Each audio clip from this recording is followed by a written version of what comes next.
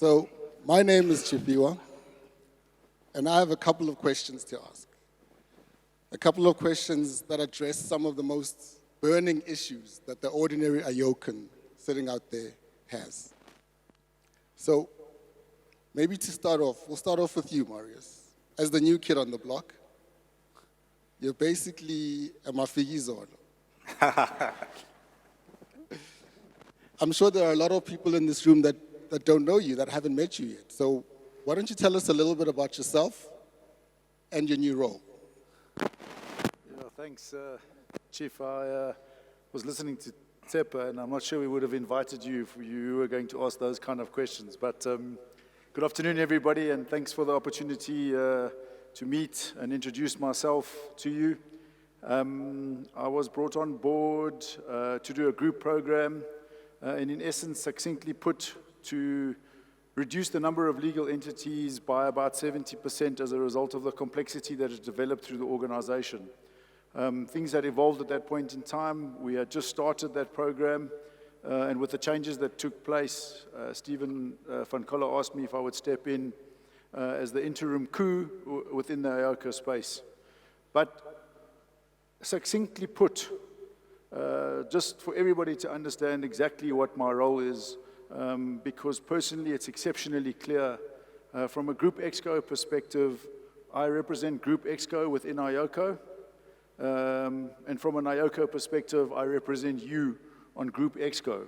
I think what's important is some of you might not quite understand how that fits, but where we find ourselves today in this specific point, what was really crucial for iOCO was that everybody was able to continue and do what they do best, which is serve the clients and carry on with the business. So my role really is to be the glue between the group entities and iOCO. So thank you for the opportunity to spend the afternoon with you. Okay, thanks, Marius. But speaking of Exco, our leadership keep talking about this journey that we're all on. We're going to take a seat on the passenger side now. Why don't you take us on this journey and show us just what it really looks like? As a child growing up, a journey had very positive connotations. I think certainly with respect to the fragmented organization that was put together over a period of time, there had to be some kind of sequencing that took place as a priority. I think even myself, we've been able to have some selective amnesia because at the time when the Microsoft, what Megan referred to yesterday in results, when the Microsoft bomb went off, we were really concerned that other OEMs would follow suit. It was a real risk at the time. And so as a result of that, ENS was an absolute priority. For those of you that are in the contracting space will remember that we needed to ring fence contracts that were within EOH Matombo so that we could demonstrate to Tier 1 and some Tier 2 clients that we were ring fencing these. So if you succinctly sort of sequence how the journey unfolded, it was really about the new board and the leadership being put in place as soon as possible. Unfortunately, that process had started a bit late because you can understand the reluctance of somebody to join as a non-executive board when the news of these things had already hit the market. So that process obviously was a lot tougher than anticipated. And really gratitude and respect goes to the people who put up their hand, who wanted to make a difference to a darling of the stock exchange, a business that is systemic in South Africa, a business that South Africa can't do without. And so the board and a new chairman were absolutely critical. They're really massive milestones for us. After that, the ENS investigation needed to come to an end. You know, did it take longer than anticipated? Things that involve 1.2 billion rand of suspicious funds don't take a week or two to sort out, but that's the journey that we're on, Chief. Remedial actions were put in place. You would have seen at the results presentation yesterday that there is a governance component just to reassure both the lenders, the bankers, stakeholders, and staff that the governance process is a protection mechanism for all. I'm sure that once there is some alcohol that flows later, there'll be different discussions about governance, but understand where we find ourselves now. the reality behind it is that's a protection mechanism for everybody that's involved in this entity. So quite crucial for us. And then I suppose the market has, to a large degree, lauded the progress that has been made, but that doesn't change the status that, as iOCO sitting in this hall today, this is tough. What I don't want to miss here, and Mandy from HR is making sure I don't make mistakes in how I articulate it, but really, Tsepo articulated the fact, in these tough times, do you have a function, don't you have a function? It can't go unnoticed that we understand that this is a really, really tough space for everybody that's involved in this room, and we are fully committed behind you to make sure that we get our way out of this however possible. Thanks, Maurice. Was that an invite for a catch-up later? We're going to put you through a governance process. We've all heard Stephen Van Coller talk about a box of Legos or a bowl of soup full of ingredients of various kinds. What exactly does he mean when he talks about this?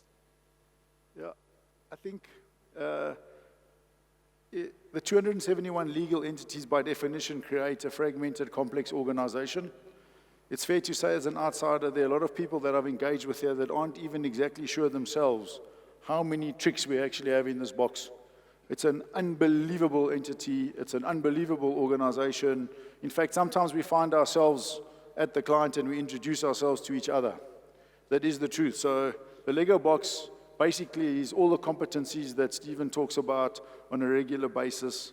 The sweet spot is the ability to make sure that the coming together of those blocks happens at the client. The inward focus that has taken place over the last 6 months or 8 months has to come to an end. We can tread on each other's toes, we can argue about overlaps, we can argue about gaps. The bottom line is, simply put, there is nothing that this iOCO crew cannot build. I'm yet to find a capability or competency that we need to get somewhere else. And so the reason it's called the soup is to find it within the iOCO structures hasn't been easy. And we're going to take you through today really the philosophical plan around how we best organize ourselves to put that together. My closing comment before I get thrown off the stage, because Yaz will worry that I'm not following the script, is that you or me? Is just to understand that the theory the leadership team will put in place, right from Group Exco down to the iOCO leadership, cannot happen if there isn't an actual mindset change from the people involved. This organization is so complex that the theory works easier than the practice. Ultimately, we need to do what the client wants. And we have to get ourselves as best possible organized, or organize ourselves in the best possible way to deliver that to the client. Is it possible to organize yourself so that every client buys that? No. So to answer your question about the Lego blocks, we'll then go back to the box, take the right pieces, and deliver that to the client. Okay. So as we unpack this box, how do we ensure, as a business and as a team of people, that we can come out on the other side as a stronger iOCO? A term that I learned when I got here was multi-speed. And I clearly understand that we have to deliver different solutions for different clients. To reiterate my previous point, this is just about us organizing ourselves in two ways. One, so that we clearly understand what we can deliver, and as a result of that, contract properly, price correctly, staff correctly, deliver. And second of all is that the client also understands what we can deliver. And so if we split ourselves into this multi-speed business, we're very comfortable that it will be better than it is now. But you saw in Stephen's video, this won't be better tomorrow. We're all going to have to embrace this change and make it work.